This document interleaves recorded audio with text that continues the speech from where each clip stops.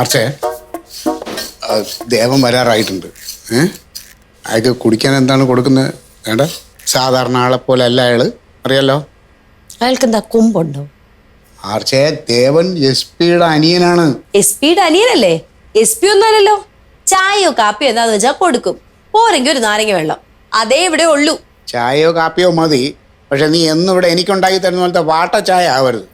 പിന്നെ ഈ ഇവിടെ നിന്നൊരു ചായയും കുടിച്ചിട്ട് ഇനി അയാൾ പോയി പുറത്ത് പറയരുത് SIയുടെ വീട്ടിൽ നിന്ന് കുടിച്ച ചായ വായു വെച്ച് കുടിക്കാൻ കൊള്ളില്ലാന്ന്. എൻ്റെ വില കളയരുത്. ഇത് ഹോട്ടലൊന്നും അല്ല, വീടാ. ഇവിടെ എന്നും ഉണ്ടാക്കുന്ന ചായ ഉണ്ടാക്കാനേ പറ്റൂ.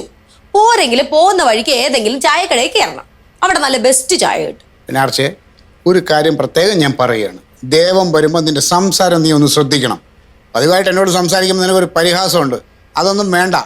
ഈ SI സത്യപാലൻ്റെ ഭാര്യ ഒരു അഹങ്കാരിയാണെന്ന് നാട്ടുകാരെ കൊണ്ട് പറയിപ്പിക്കരുത്. അയാള് വരുന്നോന്നും പറഞ്ഞോണ്ട് എന്റെ സംസാരം ഇതൊന്നും മാറ്റാൻ എനിക്ക് പറ്റില്ല. എന്നാൽ നീ വിവരം അറിയും.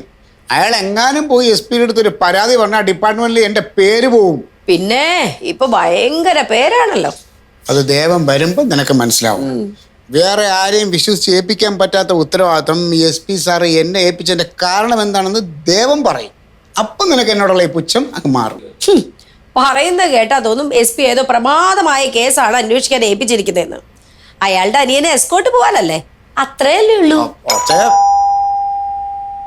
അതെ, ദേവനാണ് വന്നിട്ടുള്ളത്. പറഞ്ഞറിയാലോ, എന്നെ എങ്ങാനും നാണം കെടുത്താൻ ശ്രമിച്ചോ നീ വിവരം അറിയും കേട്ടോ. Good morning. Good morning Sathyapalan sir. അതെ, ഞാൻ പ്രതീക്ഷിച്ചിരിക്കുവായിരുന്നു സാറ് പറഞ്ഞു വരുമെന്ന്, അതുകൊണ്ട് ഞാൻ ലീവ് എടുത്തിരിക്കുക. ചേട്ടൻ പറഞ്ഞ അത് സ്റ്റേഷനിൽ ചെല്ലാനാണ്, പിന്നെ പറഞ്ഞ വീട്ടിൽ വന്നാൽ മതി. ഓ അല്ല, എന്തായാലും പറഞ്ഞു ഇരിക്കാം. അതാ ഇരിക്കാനുള്ള സമയമില്ല, പോയിട്ട് കാര്യങ്ങളുള്ളതാ. അതൊക്കെ എനിക്കറിയാം. എന്നാലും എൻ്റെ വീട് വരെ വന്നിട്ടൊരു ചായ പോലും കുടിക്കാതെ പോകാന്ന് പറഞ്ഞാൽ ഇതെൻ്റെ വൈഫ് ഉണ്ണിയാർച്ച, ഇവിടുത്തെ പഞ്ചായത്ത് മെമ്പറാ. ചേട്ടൻ പറഞ്ഞിട്ടുണ്ട് എൻ്റെ അടുത്ത്. പുള്ളിക്ക് അതൊക്കെ അറിയാമോ? എങ്ങനെ അറിയാതിരിക്കും? ഈ ജില്ലയിൽ എന്തെങ്കിലും കാര്യങ്ങൾ നടക്കണമെങ്കിൽ പുള്ളി അറിയണ്ടേ. കുടിക്കാൻ ചായയാണോ കാപ്പിയാണോ? ശീലമില്ല, ചേട്ടൻ പ്രത്യേകം പറഞ്ഞിട്ടുണ്ട് കുടിക്കരുതെന്ന്.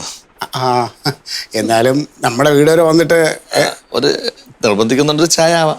ഒരു നിർബന്ധമില്ല, വീട്ടിൽ വന്ന സ്ഥിതിക്ക് ചോദിച്ചതേ ഉള്ളൂ. അല്ല, ചായ ആവാം. സാറിന് പിന്നെ ഞാൻ വന്നത് എന്തെങ്കിലും ബുദ്ധിമുട്ടായോ?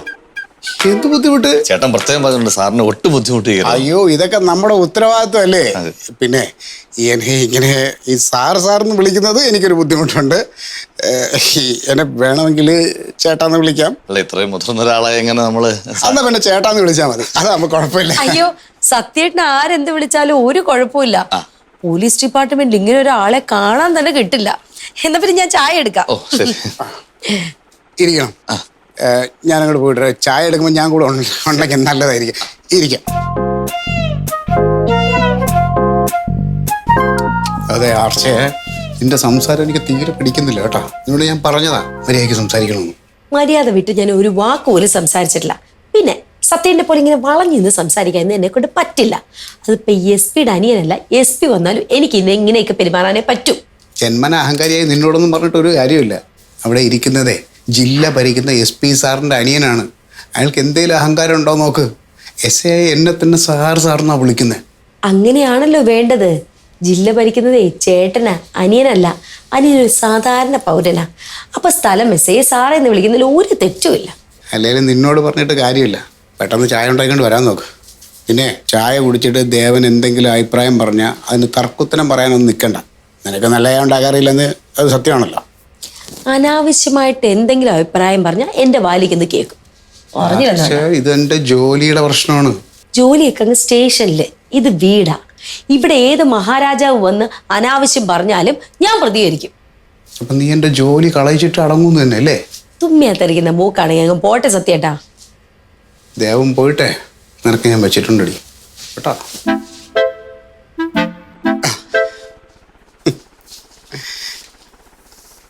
എൻ്റെ വൈഫ് നന്നായിട്ട് ചായയൊക്കെ ഉണ്ടാക്കും, പക്ഷെ അതിൽ നന്നായിട്ട് ഞാൻ കുക്കിംഗ് ഒക്കെ ചെയ്യും.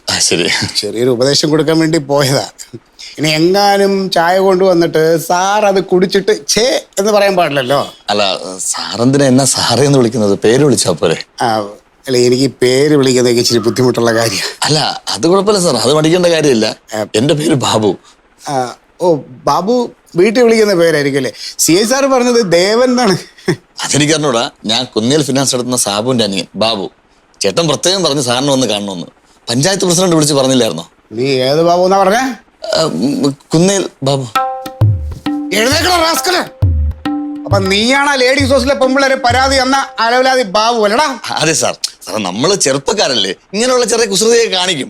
അതിനൊക്കെ ഈ പെമ്പിള്ളേർ ഉണ്ടെന്ന് പരാതി കൊടുക്കാന്ന് ഇതിനൊക്കെ സമയം വരൂ. എടാ ചെറ്റത്രം കാണിച്ചിട്ട് പോലീസുകാരന്റെ മുമ്പ് വന്ന് ന്യായം പറയുന്നു. ഇത് SP ഒന്നുമല്ല, SP യുടെ അനിയനല്ല ഇവൻ. ഇവൻ ആരാന്നറിയാമോ? ഇവനാണ് നിന്റെ ഓന്റെ പഞ്ചായത്ത് പ്രസിഡന്റ് രാവിലെ വിളിച്ചു പറഞ്ഞില്ലേ, ആ അലവലാതി ബാബു. സാർ തല്ലരുത്. ഇല്ലടാ, നിന്നെ ഞാൻ ഉമ്മ വെക്കാടാ. സത്യേട്ടാ വീട് സത്യേട്ടാ. ആർച്ചേ നീ ഇങ്ങോട്ട് മാറിയുന്നേ. കൈവിട്ട നീ മാറിയില്ല. മാറിയിക്കാൻ ഇങ്ങോട്ട് മാറിയല്ല. ഇത് ലേഡീസ് ഹോസ്റ്റലിലെ പെമ്പിളരോട് അപമര്യാദയായിട്ട് പെരുമാറിയ ഇടയിൽ നിൽക്കണം. ഇത് പെണ്ണുങ്ങളുടെ മുമ്പിൽ മുണ്ടു കാണിച്ചു. എഴുതേരും കൂടെ നിൽക്കണം. കഴിഞ്ഞോ സാർ? ഇനി ഇത് എന്നെ കൊണ്ട് ഇത്രയും നേരം സാറേന്ന് വിളിപ്പിച്ചു. ഇന്ന് വൈകുന്നേരം 5 മണിക്ക് മുമ്പിൽ സ്റ്റേഷനിൽ വന്ന് ഹാജരായിക്കൊള്ളണം. ഇല്ലെങ്കിൽ നീ എവിടാന്ന് വെച്ചാൽ അവിടെ വന്ന് നിന്റെ